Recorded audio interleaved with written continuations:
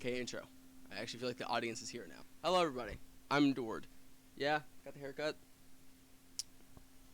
Hope y'all like it, because I kind of don't. It's a little too short. As you can see, I'm a little more, transed up for this particular episode, because the album I'm going to be reviewing is the album by Against Me, and the album I'm choosing from them is the album Transgender Dysphoria Blues. If you are in the know, i.e. if you, use rate your music, if you are, a queer music nerd,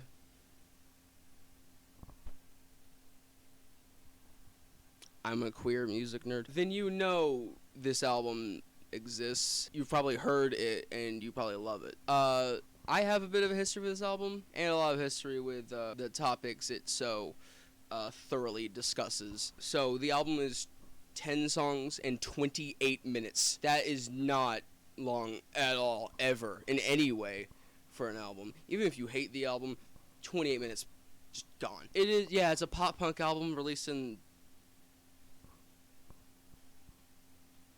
It's in the 2012 to 2013 range. I think it's 2012. I'm fucking wrong. It's 2014, which is, 10 years after American Idiot coming along and redefining pop punk. That album, I think we all know the production on American Idiot is pushing it when it comes to that kind of clean, pop punk sound. This album is pushing it even further. Or even less so, I don't know. I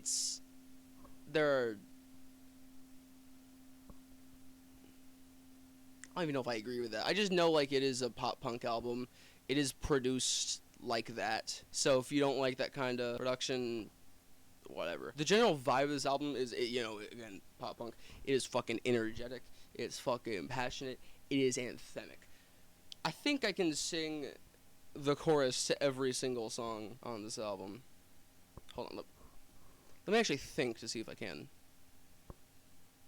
Rough stuff on the true. Yeah, I can sing the song. I know all of the choruses on this album. This album's catchy as hell. It is energetic because it is, a punk album. It is a fucking blast, musically speaking. We'll get to why I'm emphasizing so much on the musical speaking part of that. I got reminded about this during the course of this bit. I just wanted to mention another one of the negatives. It has some average moments. Dead Friend is kind of a okay album cut, whatever. Unconditional Love is a cool song. I like it.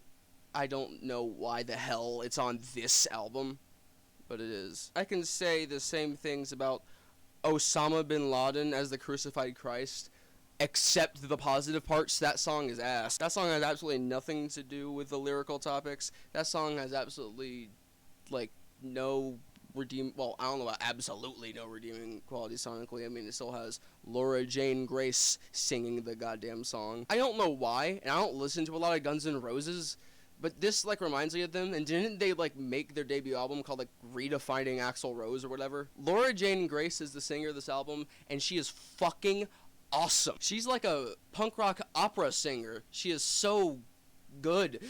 She sings her fucking heart out on, every single song on this album. Even Osama bin Laden as a Crucified Christ, that song is not a good song. It has, no redeeming qualities, except for the fact that Laura Jane Grace is, one of the best singers in punk rock history, full stop. And now we're at the only thing I haven't mentioned about this album, which is actually a short review otherwise, the lyrics on this album. So let's start from the beginning. I first heard this album when I was in a Discord server by fellow Rate Your Music nerds. It's the Music Breakdown server. Keep on Rockin' 404.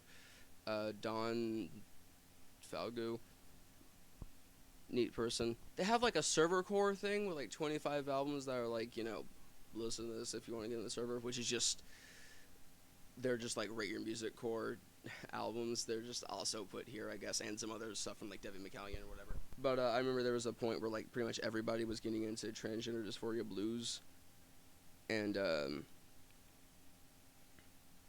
yeah, I get it, because it is, like, queercore. I was pretty much like a sucker for, like, a decent amount of pop punk music, so I liked the album quite a bit. Fast forward like a year, I think, like a year and a half, I think. I am talking to the only trans friend I have, Jaden, non-binary.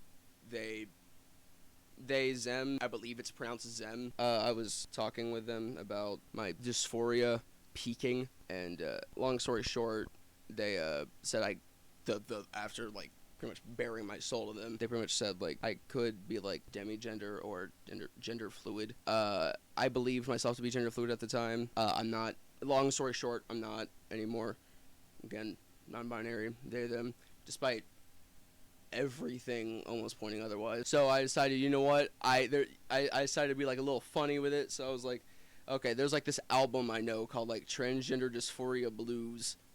Might as well listen to it. And I heard it, and I realized I didn't understand a damn thing she was saying. Fast forward even further, I had fleshed out my dysphoria more, I guess you could say. I had came to the conclusion I was non-binary, then that I was a transgender woman, and then back to non-binary, which is where I currently am now. And while I was a transgender woman, one time during cosmetology class, because I have cosmetology class, I was just, like, listening to the album, and I kind of came to the conclusion that it was kind of overrated.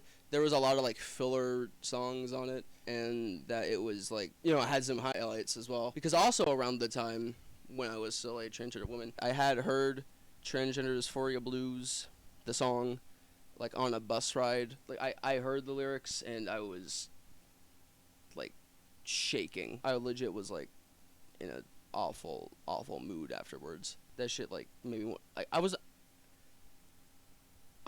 like close to throwing up. The lyrics, like, touched me so hard. Like, actually, I'm not a very, like, I'm not the most, despite what may have otherwise been implied, I'm not exactly the most emotional person. I don't cry like every other day. I don't really do that, no. I almost threw up after listening to the lyrics of a song. Like, that's how powerful that song is to me. So, fast forward to now, where I've listened to the album way more times, and have more of a grip on what the album actually means, what it resembles. A lot of this, the concept of the album is, like, fleshed out almost immediately from the title. And there's also it's also, like, the opening track does really well. It's kind of like an overture, the way it, like, so accurately describes a lot of the lyrical topics on this album, especially with the pre-chorus. That pre-chorus is most of the reason why I wanted to throw up. God, that. And a lot of the songs are about gender dysphoria, about full stop. It's about gender dysphoria. There are a handful of non sequiturs. Like, I don't, again, like what I said earlier, Unconditional Love is a good song, good catchy pop punk song. I like it. I have absolutely no goddamn clue why it's on this album. And Osama Bin Laden is a Crucified Christ has nothing lyrically at all to do. It actually has, like, Christian imagery, which as a trans person writing it, as a trans person listening to it, I don't know why the fuck you would do that. They don't have the best track record when it comes to, like, respecting queer people. I want to point this out, like, edit it back. For the voice part, I literally have written down Laura Jane Grace's fucking amazing voice. The album does go through a lot of different angles when it comes to the dysphoria thing, I guess. I think the most different lyrically that's still about this shit is the song Drinking with the Jocks, which at first I thought was a song about being a transgender man, when I had no idea what the lyrics were about, and just kind of assumed what it was about based on the title, and that one really weird out of place lyric about, like, that pussy filled up with cum or whatever.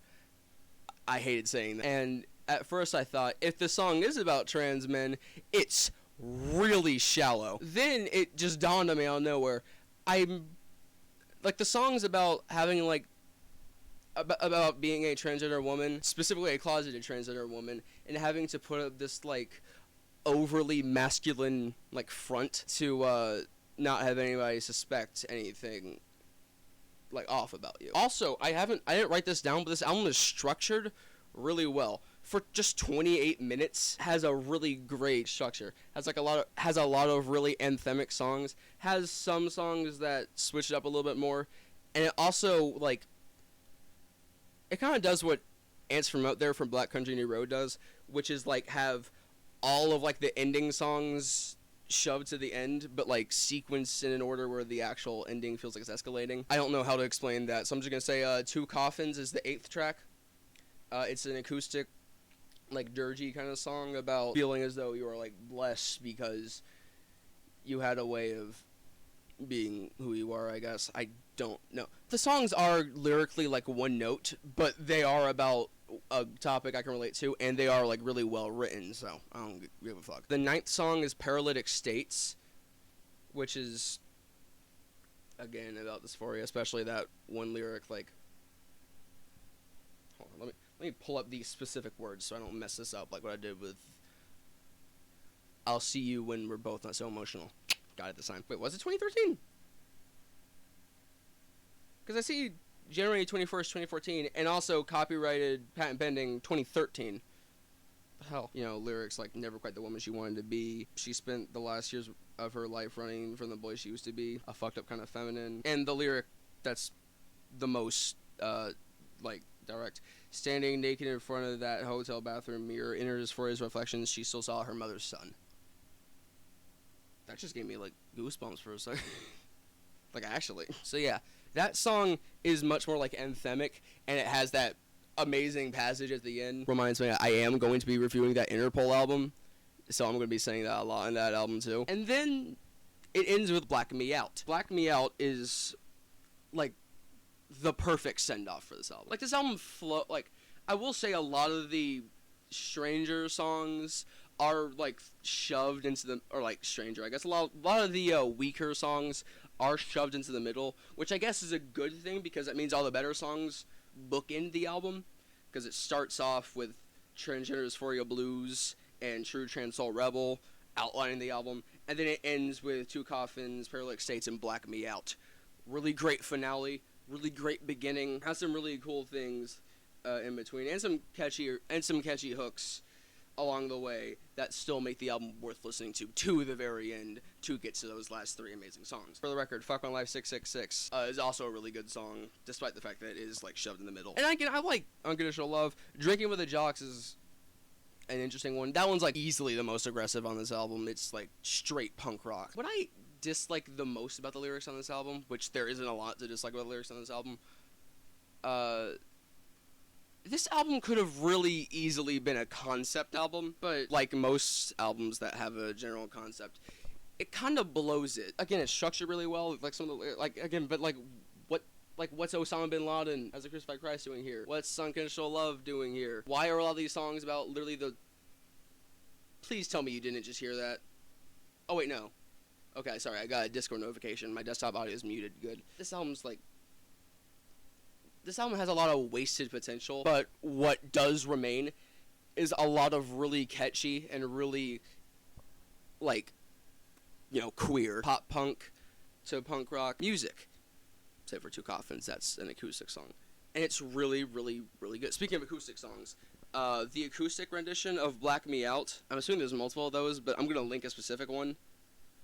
That version is incredible. Again, this album is so goddamn catchy. This album's so goddamn inconsistent. This album is so well written when it chooses to be. This album does have an identity as being a triumph in transgender music, which is, I think, kind of a shame that this album's good. I love it. There's so many inconsistent moments on this album that, prevent it from being, a masterpiece. So the fact that this is, considered, the peak of transgender music kind of peeves me. I'm going to give this album, I'm going to give it, a very light 8 out of 10. Has a handful of borderline perfect songs on the album. It has Osama bin Laden as a crucified Christ. It has some of the best lyrics I've ever heard in my life. It also happens to have some songs that fuck with the main lyrical theme in more ways than one, not just experimenting with it, but strip ditching it in some cases, which is so, like, angering for me. It has so many catchy moments. It has so many moments that really could have been better. I haven't heard anything else from this band. I do need to hear that Reinventing Axl Rose album I mentioned earlier, because I hear that's, like, also a really good punk rock album. So yeah, this album is... this album is... Bro, you're at the outro. Shut up. Goodbye.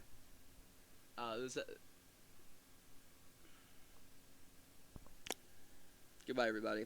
Have excellent lives. I wish you all warm beds to sleep in and constructed roofs to sleep under.